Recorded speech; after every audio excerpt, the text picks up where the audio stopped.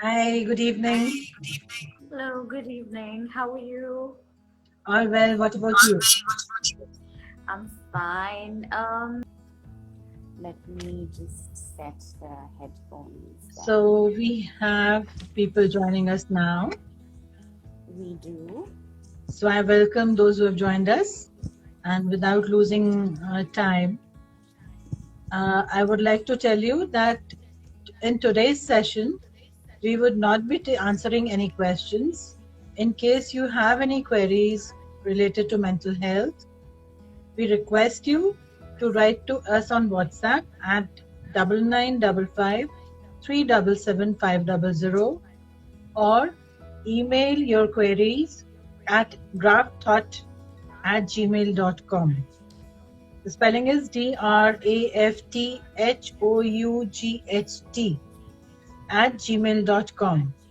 And we would be answering your queries, whatever doubts you have, whatever queries you have related to mental health. We would give individual answers to your queries. But in today's session, we will not be taking any questions. So that whatever Dr. Anindita has to say, we learn from that. So, as I introduced her last Wednesday also, she has been specially trained on stress management, and she is an interdisciplinary researcher with expertise in bridging cognitive science, literature, culture, and media. She has been closely associated to various organizations in India and England over the past 10 years. And she's been consulting on, researching, and facilitating discussions around mental health. So I invite Dr. Anandita to address us now, please. Thank you so much. As usual, thank you for your very warm welcome and your kind words.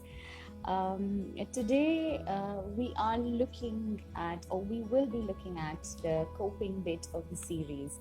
Now, the series is called Stress and Coping. And in the last session last week, we talked about stress and we spoke about the stress mechanism. We also talked about stressors, citing some examples of what stressors are, also specific to the times of the COVID-19 pandemic. And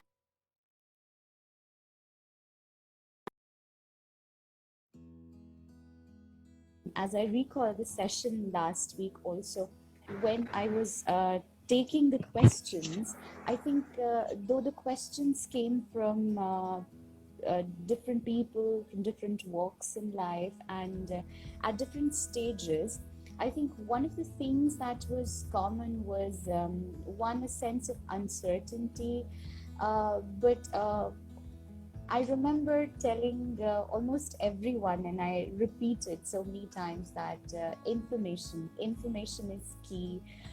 Equip yourself with information. Try and get more information. So today, let's start with what I mean when I say information. When we think about information, and if you think deeply, uh, you'll see that we constantly swimming in an ocean of information. We're flooded with information. Information's just all around us, whether we want it or not. There's so much information everywhere. Now, how do you make sense of so much information? So, what I want to start with tonight is the sense of understanding information, because as I said last week, information is power. But what happens with so much information is it also runs the risk of uh, being used, or let's say abused or misused as misinformation. It's very easy, one, to be lost in this ocean of information, not knowing how to make sense of it or what is it that is at all useful for us. So let's start with that. Let's start with that. Specific to the COVID-19 pandemic, the research has constantly upgraded itself. When the novel coronavirus was declared as a pandemic a few months ago, up to now, The science behind it has constantly updated itself. It's been revised. New data keeps coming in. So as people who find themselves in this situation, which is completely one unwanted, to we don't often feel we're well prepared for it. It's really normal to want to gather all the information that we can and try and keep up with all the information. It's a sense of staying up to date. So I think specific also, because we wanted to design the series so that we could cater to issues around the COVID-19 situation, specific to the COVID-19 pandemic, which is still ongoing. It's very important to gather all the information that you have in terms of what's on locally. Of course, the central government has its directives, its regulations, but also state governments, they have their own freedom in terms of, shall we go ahead and declare a part restriction on a certain day of the week or certain times.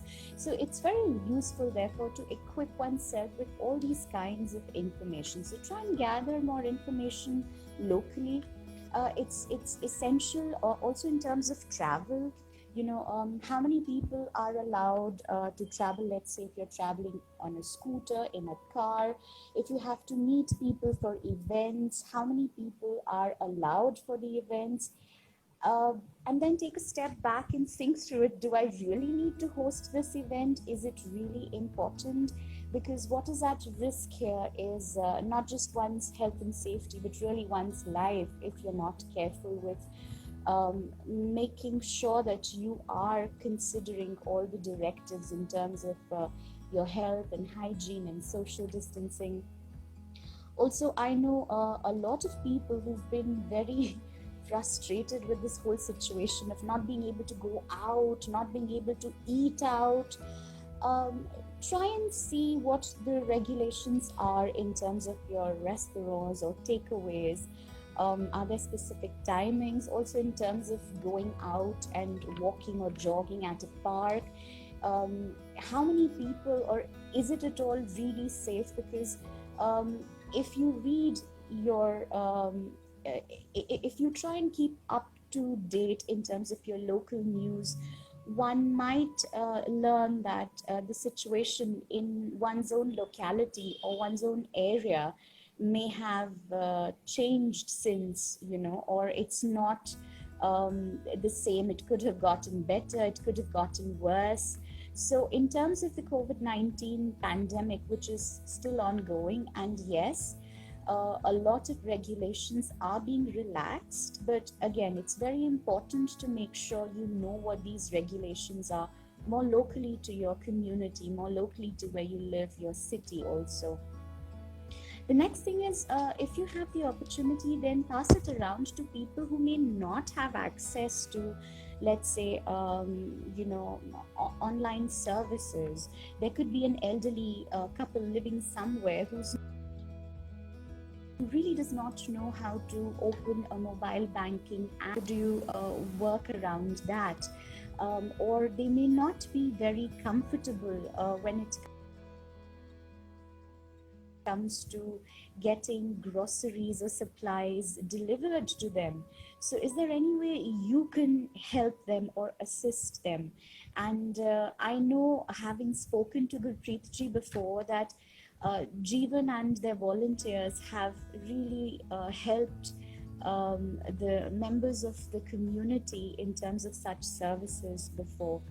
So it would be a good idea also to see what is available to you. The other thing I want to talk about is, the situation during the ongoing pandemic has not been the same for everyone. And unfortunately, in as much as we've found ourselves in new situations to deal with and cope up with, the pandemic has also thrown at us instances of social disparities. So while on the one hand, some of us have been very fortunate to get food on the table and have a roof over our heads. Not a lot of people have been so fortunate. So, if we know or if we have information about charities, food banks, if there are numbers in terms of control room numbers or helpline numbers, if we know of communities that are coming forward and helping people who are more vulnerable and who do not have access to these basic facilities or amenities, can we help them in terms of the food, in terms of sanitation, in terms of the regular needs and requirements. Moving further, I also want to stress on the importance of, and last week we also spoke of how the sense of space has become more important because we're spending so much time in our homes. Our schools have become our homes, our work has become our home. So it's everything kind of crystallized into the space of our homes. While a lot of us may take the space of our homes for granted, unfortunately, the home is not a safe space for everyone. And instances of domestic abuse have been on the rise. There are reports that are coming in that domestic abuse has gone up globally during the times of this lockdown. But also, there are other communities that are more vulnerable. For instance, the LGBTQ community, from the prevalent homophobia and discrimination. Unfortunately, during such times, the community finds it slightly more difficult than others because they may feel they're living in a space which is unsupportive, or which fail to nurture them and help them be themselves really. So if you know of such people, if you know people who are struggling, uh, it's really important that you reach out to them. The worst thing that you can do is, and that's where the stigma comes in. The worst thing that you can do is uh, pretend that, oh, there's nothing wrong or it's got nothing to do with us. If you know of ways you can reach out to them and help them, try and do that.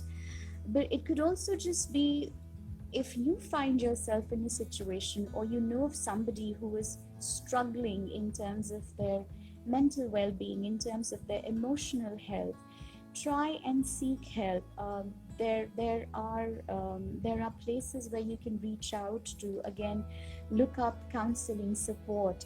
And I'd invite Gurpreet ji to step in at this point in time and share with everyone how Jeevan can be useful.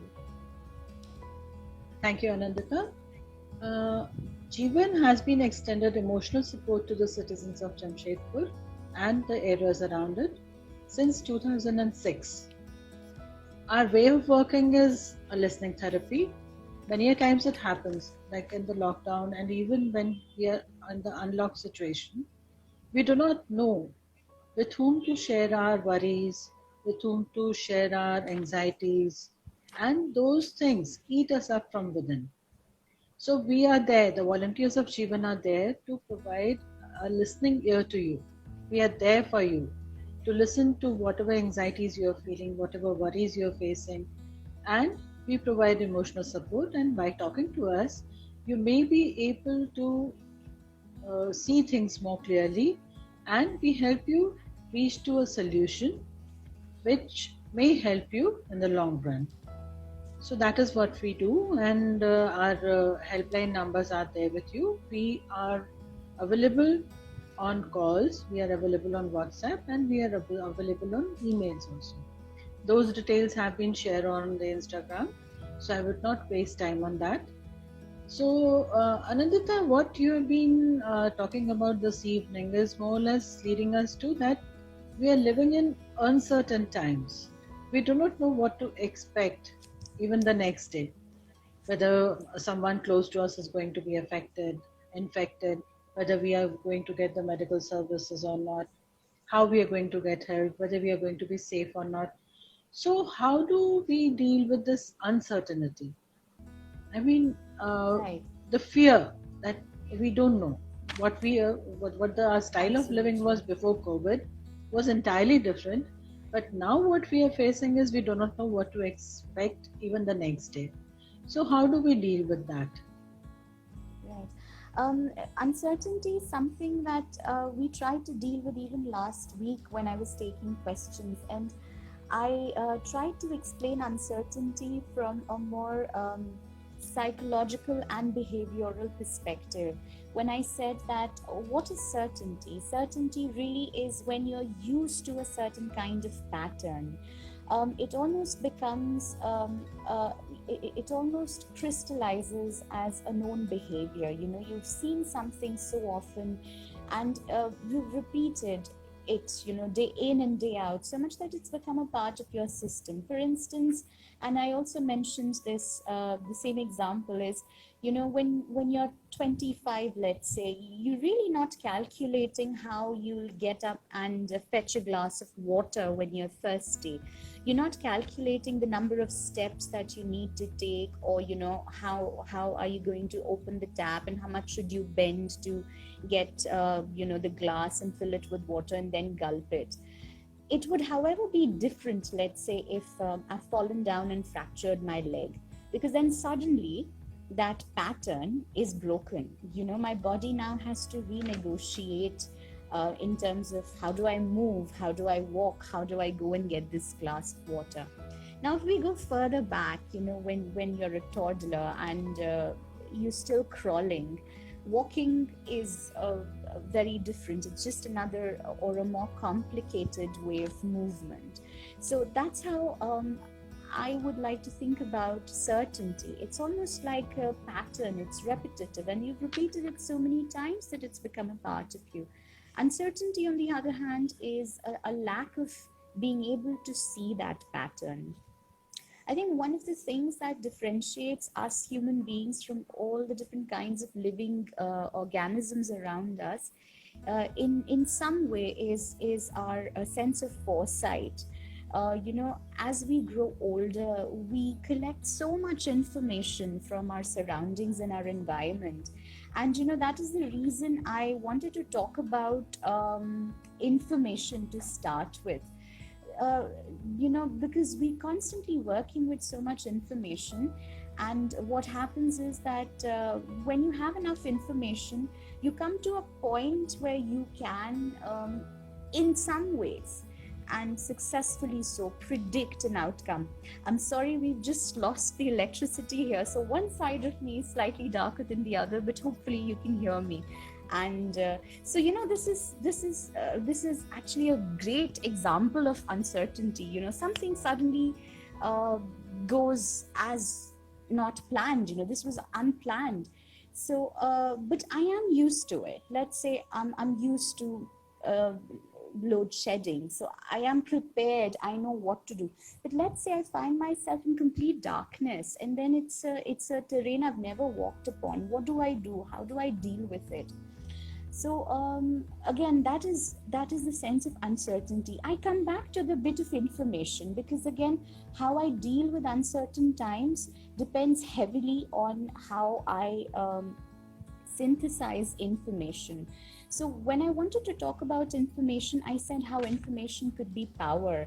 But some of the things I want us to remember is how information could actually also be you know, dangerous for us if we're not being responsible with it. Let's say when I consume information, not all information is nutritious. Let's think about food. There are some kinds of food which are better for us, and some kinds which aren't as good. So when we tend to constantly, you know, expose ourselves to a diet which is not nutritious, it leads to actually harming us more. So it it could be the same with information. We have to be very careful in terms of what we're consuming, so that one, we're not over consuming it, because then it becomes a case of information hoarding, where we're just holding on to information without making much use of it. And the next thing we need to keep in mind is, it shouldn't become junk information. So I want to talk about the 5 W's also in terms of information. The first W is what. When a piece of news comes to me, or when I chance upon a piece of information, I think it's important to start with what is it about? What impact does it have on, let's say, me, or the audience or the community it's meant to be shared with? The next thing I want to talk about is the who. It's very important to see who is the author, or what is the authority of this information. Let's say I find myself reading a newspaper article which talks about, let's say, food. So we need to be careful who is the author. Is he a science, or is she or are they a science journalist who have some idea of the science and research behind food? Are they a food enthusiast? Are they a dietitian? Are they a nutritionist? Now, I'm not trying to suggest that a nutritionist is more correct than a food enthusiast. What I'm trying to say is they often have the access or the privilege to research and science that backs their claims. And one needs to remember at this point in time that as much as information is useful, information can also be abused. So on the one hand, there is facts, but on the other hand, there's also propaganda or opinions. So one has to be very careful when you chance upon a piece of information that is the author, do they really have the authority to talk about it? And how do you know? It doesn't matter. They could be an enthusiast. They may not have a degree, but then whatever claims they're making, is it backed by, let's say, is it backed by facts? Is it backed by references that you can go back to and check and verify? And that brings me to the third point, which is where is that information coming from? For instance, let's assume I chance upon a YouTube channel, and I find myself looking at a vlogger who is doing a review. Now, I have to be mindful. Is that an independent review of the product or the services, or is it a sponsored or paid review? Because what happens in the case of the latter, if it's a sponsored or paid review, then there are invested interests.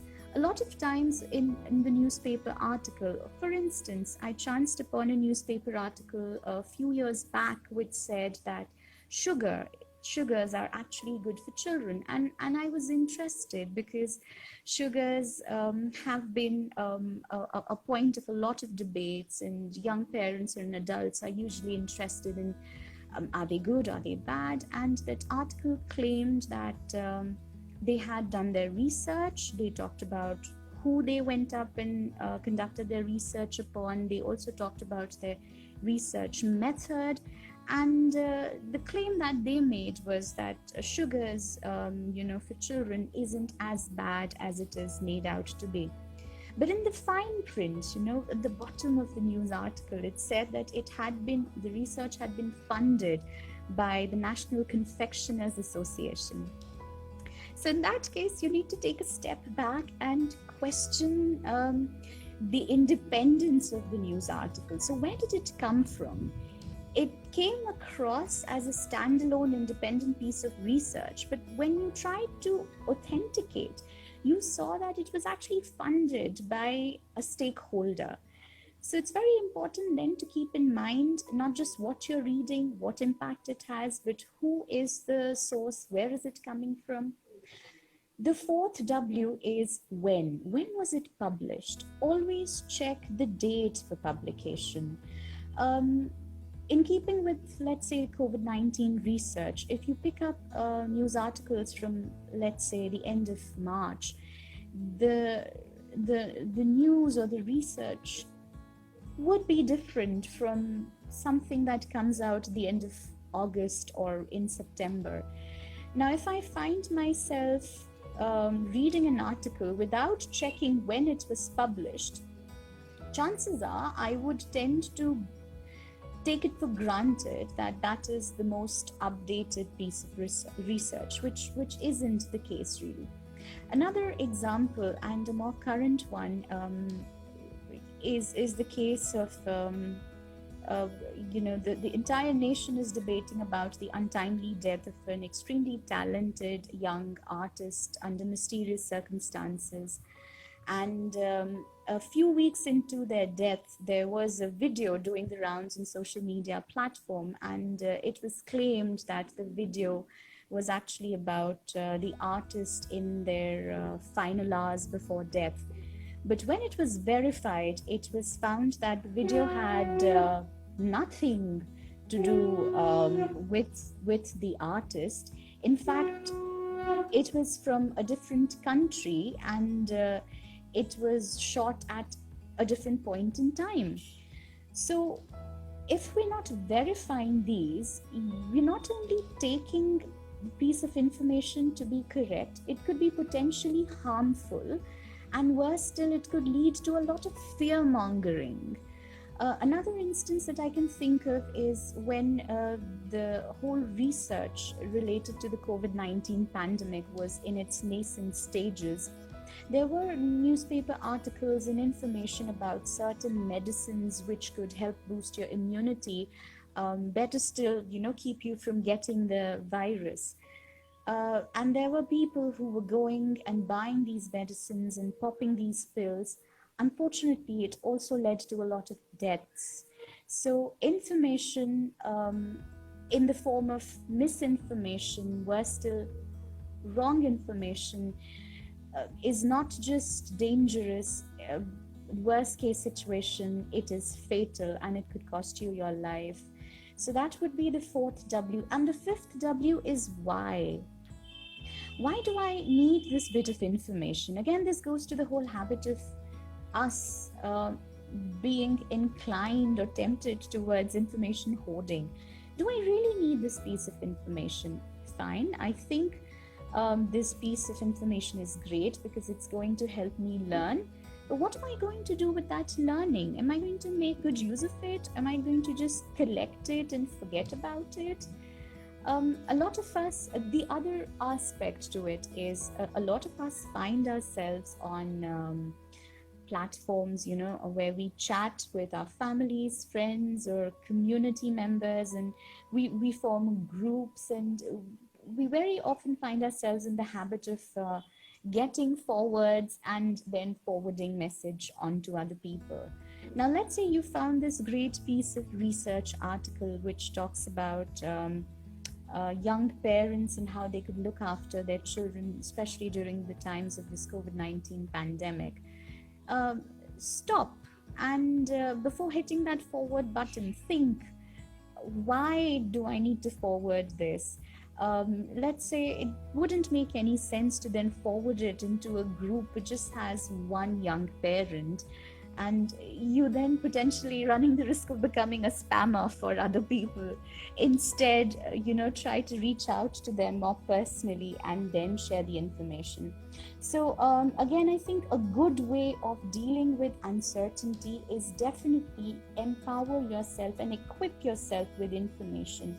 But remember the 5 W's. What is it about? Who is it from? Where is the source? And when was it published, and why do I need it, and why do I need to share it, spread the message.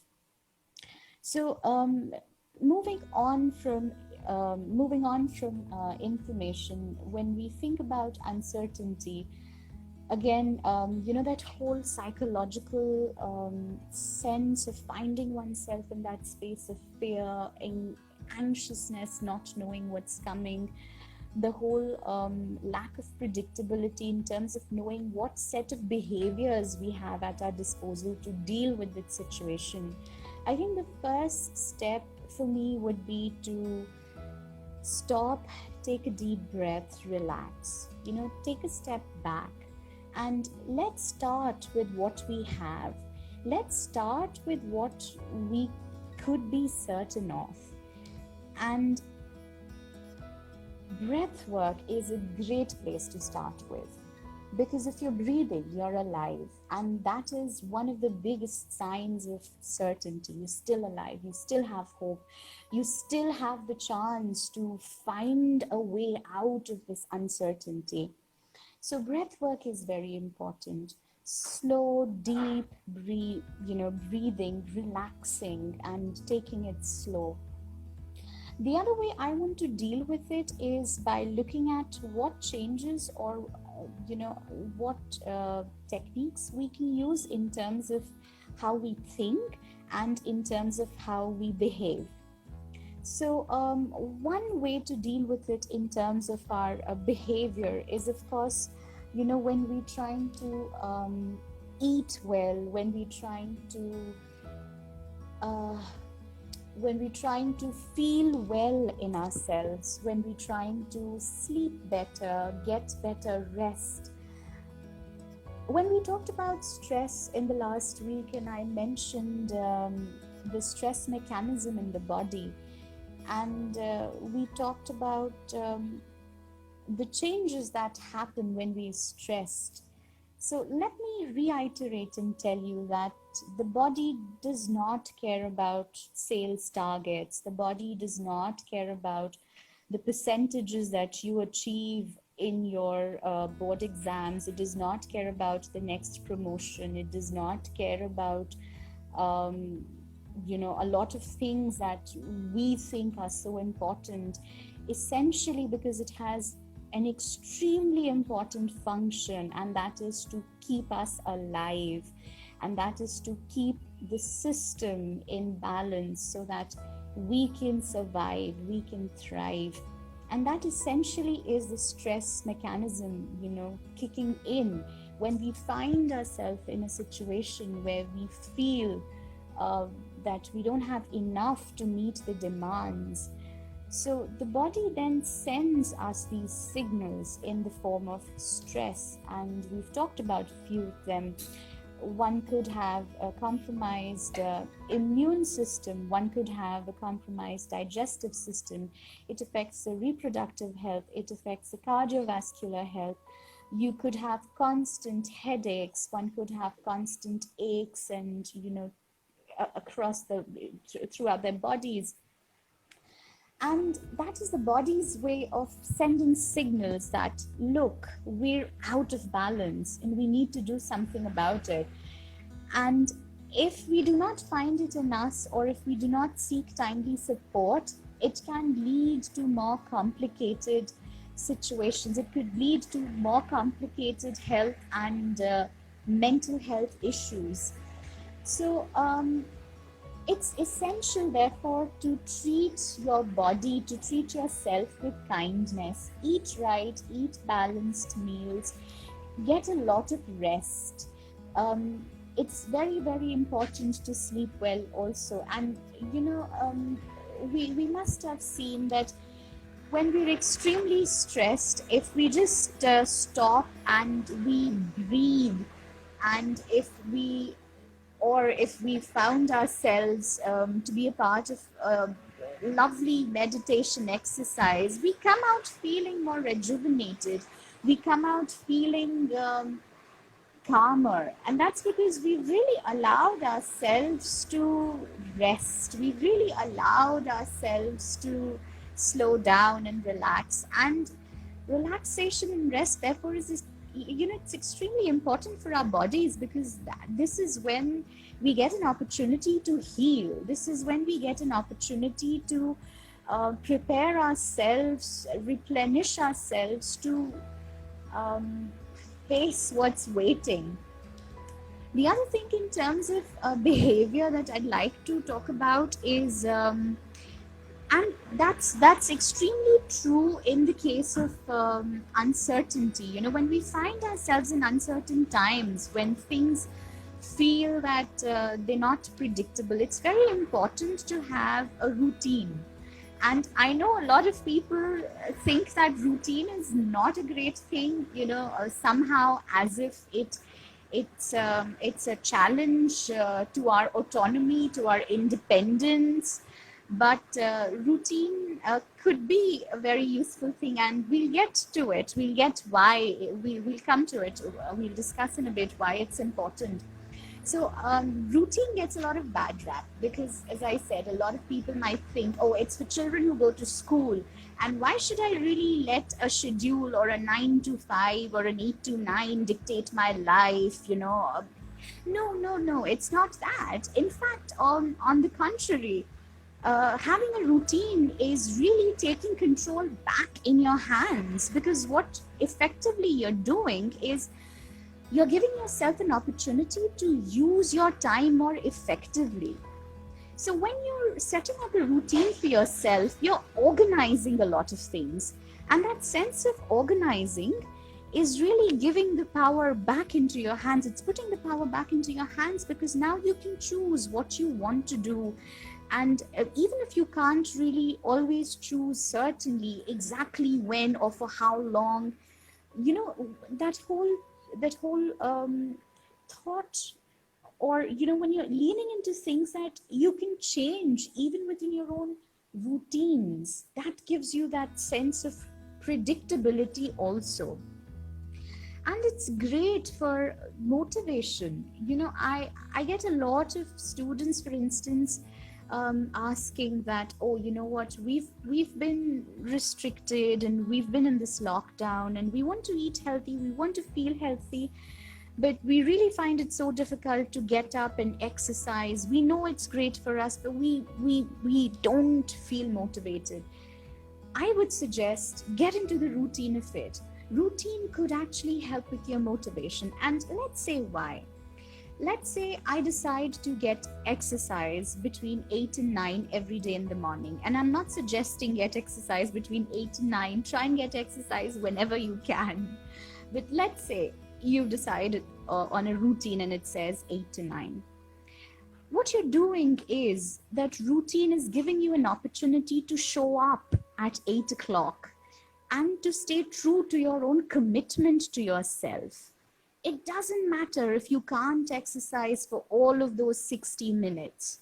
Even if you can get some exercise for the next 5 or 10 or 15 minutes, that's a good place to start. The next thing then would be is to be consistent with it. Again, the next day, show up at 8 o'clock. Try and get those 10-15 minutes of exercise and do a little extra if you can. And what that will do is, let's say over a period of time, 1 week, 2 weeks, you can really see the difference. And when you can see the difference, when you can track it, when you can literally see it, let's say you've also journaled it, that okay, today I've exercised for 10 minutes, tomorrow maybe 15, and if you've been able to do that, there's also a sense of achievement, and that sense of achievement will motivate you further. So there's a saying which says success motivates more success. So when you see yourself getting those little successes over time, you will be motivated.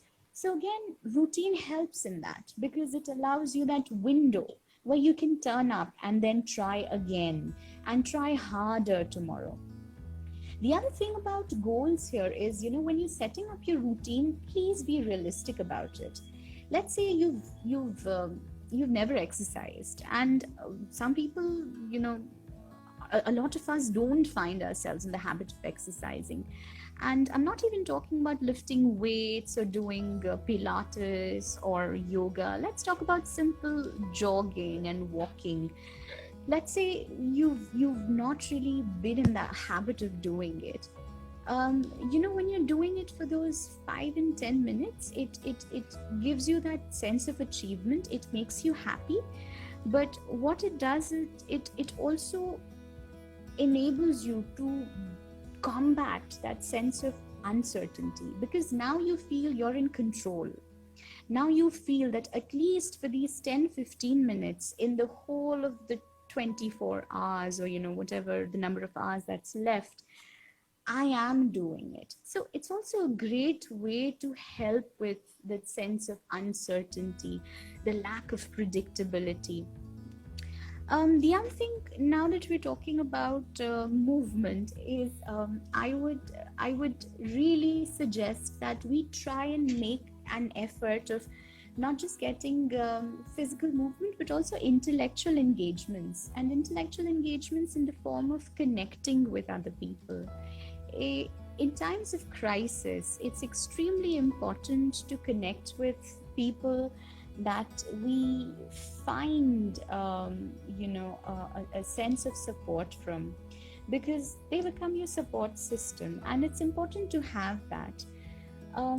Reach out to friends that you've not been able to speak with, and just talk to them, or reach out to members of your community. See if you can make good use of a skill that you have. See if what you have to offer could alleviate the fear and the stress in someone else. And sorry, another thing I want to talk about in a bit is, when we talked about stress last week, and I talked about the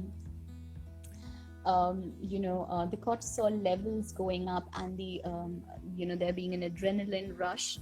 There's also another hormone which is secreted when we find ourselves extremely stressed, and that's called oxytocin. Now, oxytocin kicks in instincts such as empathy, generosity, and it's also called the cuddle hormone, because apparently when oxytocin sets in, the feelings that we get mimic the feelings of when we cuddle somebody, or when somebody is cuddling us.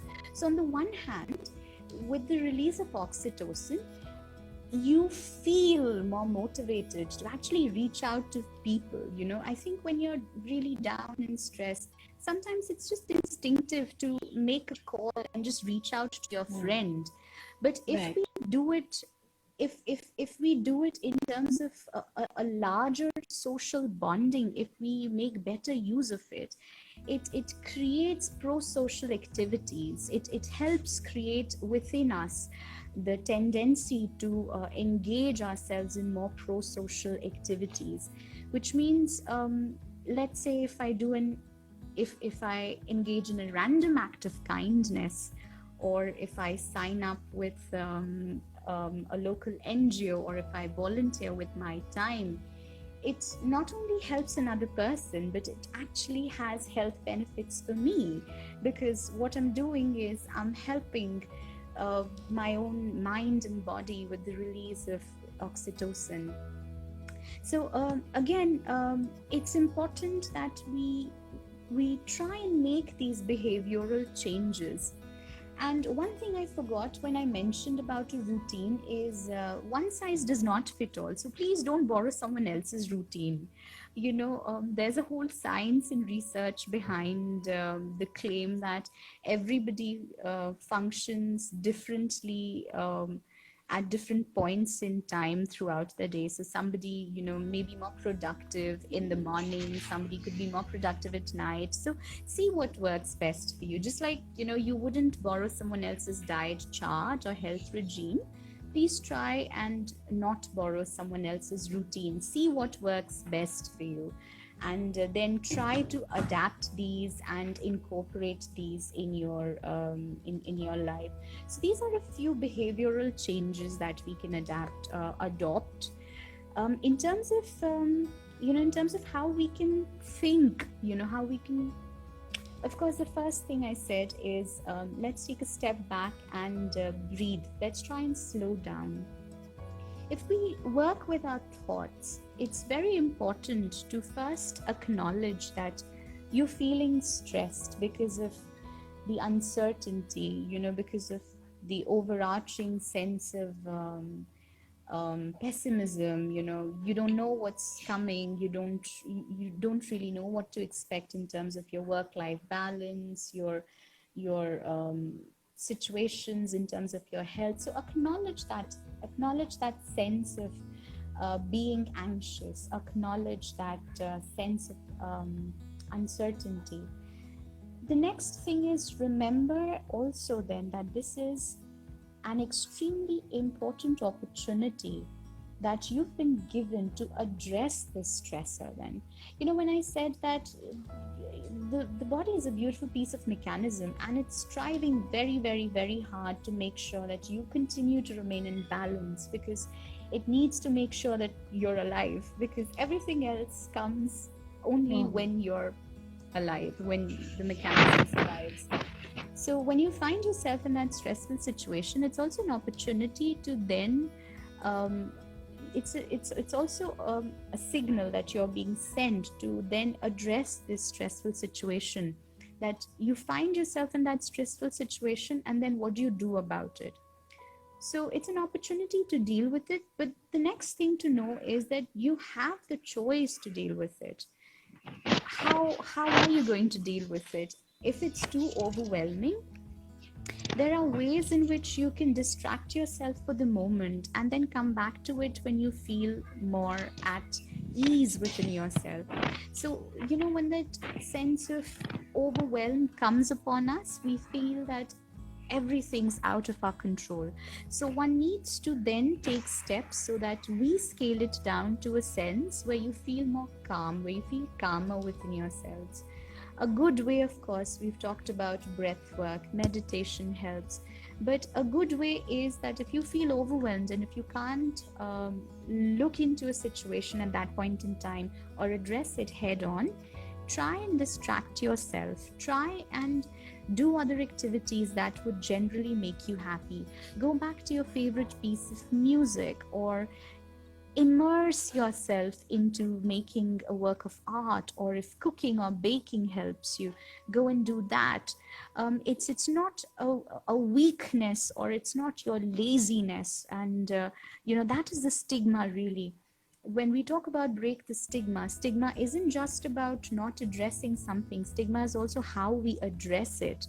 So when you find yourself in a difficult situation, please don't buy claims, or do not think that you are being lazy, or you are a burden, or that you deserve it, or that other people have it worse than you, you're more privileged than others. No, everybody is different, everybody has their own journey, and the struggles therefore are different. So if and we have the light back. So if you find yourself in that situation, really, the first thing that you need to do is scale down that sense of loss of control, and try and be calmer in yourself. And when you're feeling calmer, try and think of ways in which you can address it.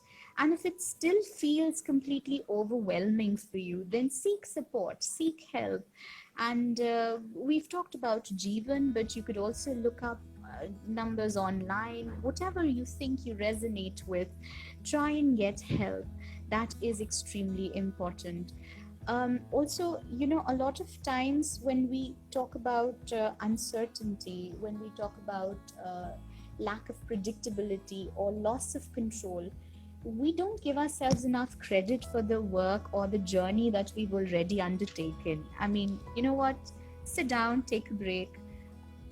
Just think, you've come so far. You've come so far, and you can make that journey ahead as well. So, the other thing, and probably the last thing that I want to talk about in terms of changes in the way you think could help with your sense of anxiety or the sense of uncertainty, is be mindful of be mindful of the real risks. What are the real risks vis-a-vis the threats that our mind is just cooking up, or what is your mind creating as a threatening situation, which may not really be, it may not be, the scale may not be as much as it is in your mind. And that's also why it's important to make a list of what you think are the real risks, and to speak and seek support also.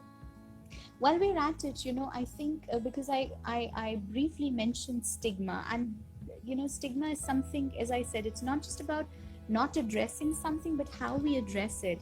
And stigma is in our societies, unfortunately, there's a lot of stigma about a lot of things. There's stigma about, and we've talked about a few things, domestic abuse, or if we find ourselves relating to a certain community, if I identify, for instance, if I identify myself as being a lesbian, I might find myself in a situation where there's a lot of rampant homophobia and a sense of discrimination.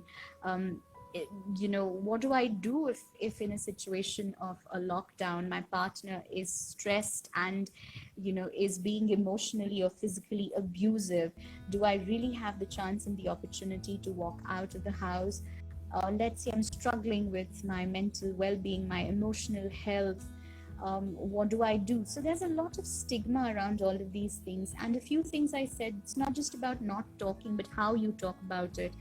um, you know Others have it easier than you, or stop being dramatic, stop being lazy. That doesn't help, because what if you find yourself in this situation, or if you know somebody who's in this situation, please refrain from doing this. Please refrain from using such phrases, because this is also a form of stigma, and at worst it's ignorance. What you're doing is being judgmental, and you're also then invalidating the lived experiences of another person who is already in that situation where they're struggling, and you're making it even more difficult for them in terms of their coping. So try and be more compassionate, try and be more empathetic. What you can do instead is, you can tell yourself, if you find yourself talking like this, or to another person, that it is not their fault. If you find yourself or someone in an abusive relationship, please do not take upon yourself the responsibility of someone else's toxic behavior. It is not your fault. Again, empathy and kindness and compassion, they go a long way. And as I said, please give yourself that credit for still being here. At the end of the day, having said everything, look, you're still here, and that means that you deserve to be here, and that you are strong because you've come so far. So on that hopeful note, this is where I'd like to end tonight. Thank you so much, Anindita. I think Thank in you. very simple language, you explained how to cope up with the uncertainties, what we are facing in today's time. So I hope that it will be helpful to our viewers.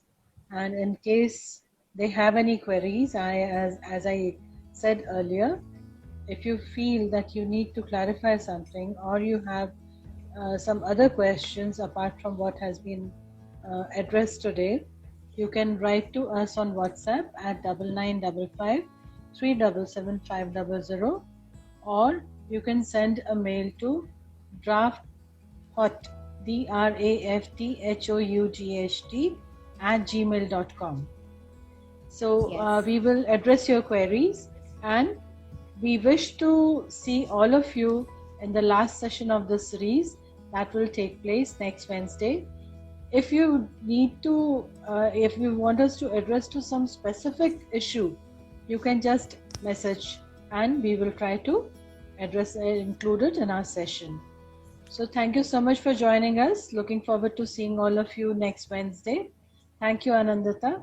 It was a wonderful session. Thank you so much. Thanks Thank you. for Thank you sharing your for. knowledge.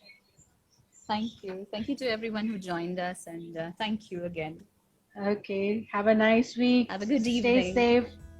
Stay safe, and see you next week.